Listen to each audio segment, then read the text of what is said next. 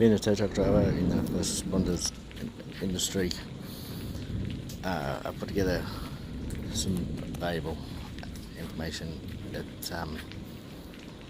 will help everyone better prepare and be aware of what's coming, and a more direct indication on any threat or warning. Warnings are great, but they tend to be more broader and generalised. The current warning systems, there with these there's 3 applications. It gives you a much greater and more direct indication of how any disaster or storm approaching. After the recent tornado we had in Mount Tambourine with no warning or indication of how severe and direct it was, decided that to put together what I can and to help people better prepare. Your first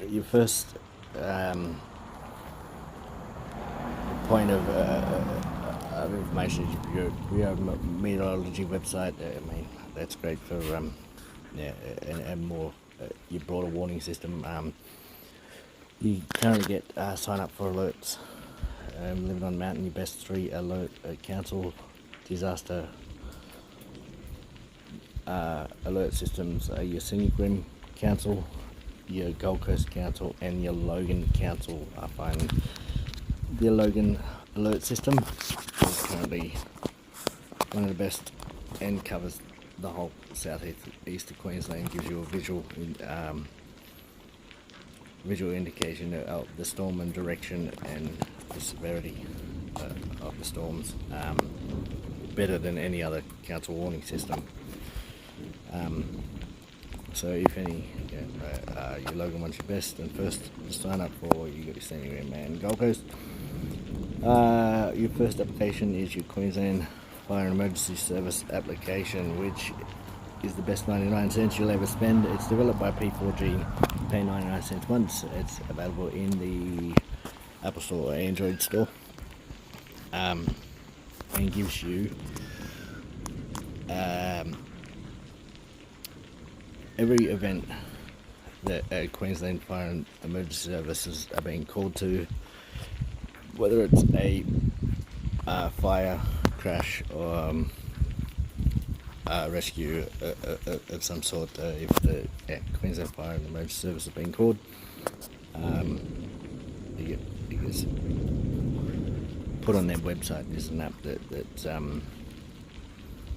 streamlines or the most information I've found to give you the best chance.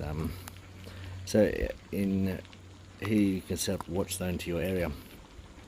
It starts at your GPS location and will send you notifications of any bushfire, structure fire, rescue, crash, or permitted fire in the area that is reported to to the Queensland Fire and Emergency Services, or that Queensland Fire and Emergency Services are currently going to. This is a record of notifications or any calls made to Queensland Fire and Emergency Services that they've attended to since I cleared it last. Along with that, in your main screen, it'll give you a list of every event happening in Queensland that requires Queensland Fire and Emergency Services.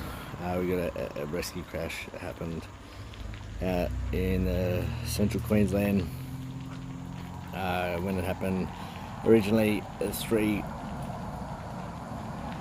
fire engines were dispatched, and as they got information through from the public, they've obviously cancelled 2 of the units, and 1 is still headed out there into the Bruce Highway up at Gladstone, which is at 12:30. It'll tell you when, that'll give you an indication when it's been contained. and disappear off the map when Queensland fire when the fire brigades have departed. For your storms, any kind of storms, the weather station information around and sensors around the area. This is your rain gauges at Bow Desert. So currently, since 12:40, observed at 12:40.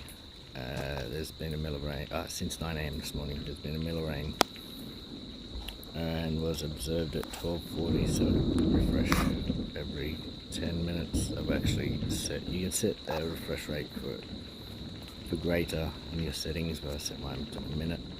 To get the information as quick as possible. To give you an indication. So with that, within your map, this provides a world of information. So with that storm, the tornado that came over from Bow Desert, I would have been able to tell how much rain had dropped or is dropping at the time. It gives me an indication of the current wind speed, which is 3 to 4 knots at Bow Desert. For your knots, you double the knots to get your kilometers per hour at approximate. So 3 or 4 knots would be 6 to 8 kilometers per hour, the wind speed. Your temperature, the current temperature in the area, and your pressure. Pressure is another great indication of the lower the pressure, which it doesn't have to drop that low. I'll give you an example. The lower the pressure, the more severe the storm potentially is. So this was the cyclone that hit Townsville, which is Cyclone Kirrily, I think. Pressure dropped down to 905 as it hit Townsville. Wasn't a great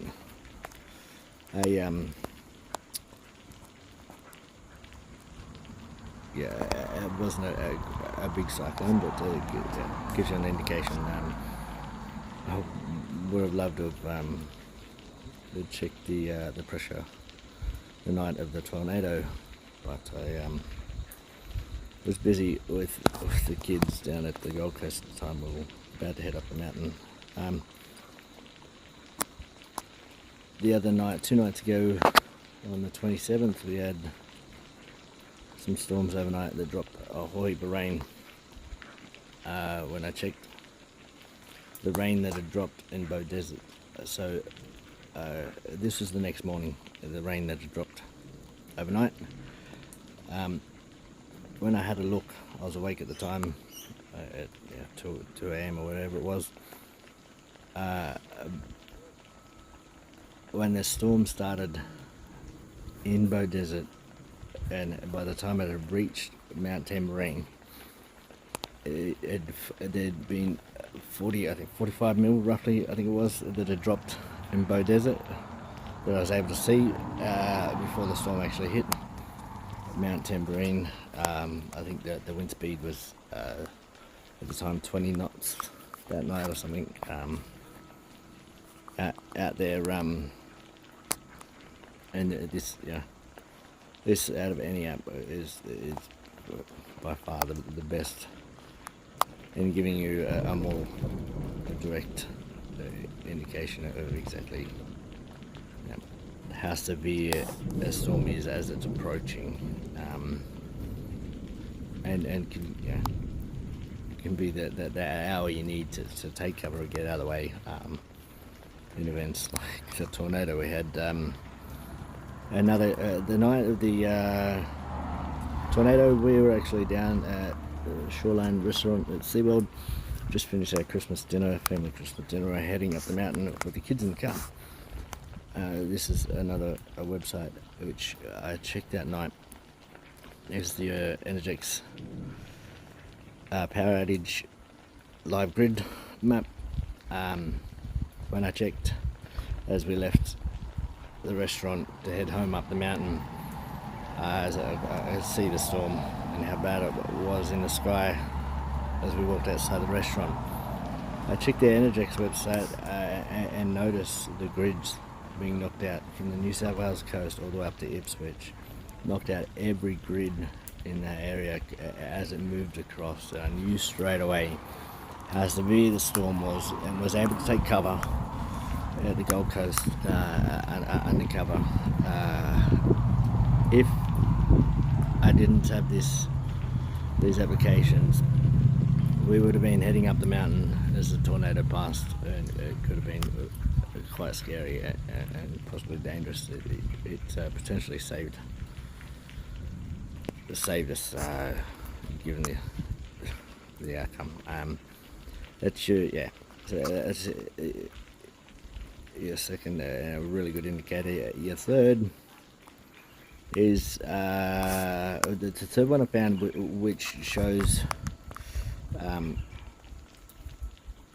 not as much information, but in one place, all the flood cameras and currently available and streamed by your local councils or state, all in one place, one map, one area. There's a couple of weather live these are live images. I think they update every 10 minutes. Your weather station cameras, you've got your river levels. They give you your flood levels and the information about the current river levels, and also all your live footage of flood areas that unfortunately the Gold Coast Council, which seems to have one of the worst visual alert systems out of our areas, councils, they don't currently provide any live footage to their flood cameras. Neither does the Senic rim, but it's still a great point of information, and to give you an indication, a live indication of floods that are approaching from the north. So that's, with those three applications, you're able to tell how severe a storm is from any direction, and give you a live, direct array of information to help better take cover and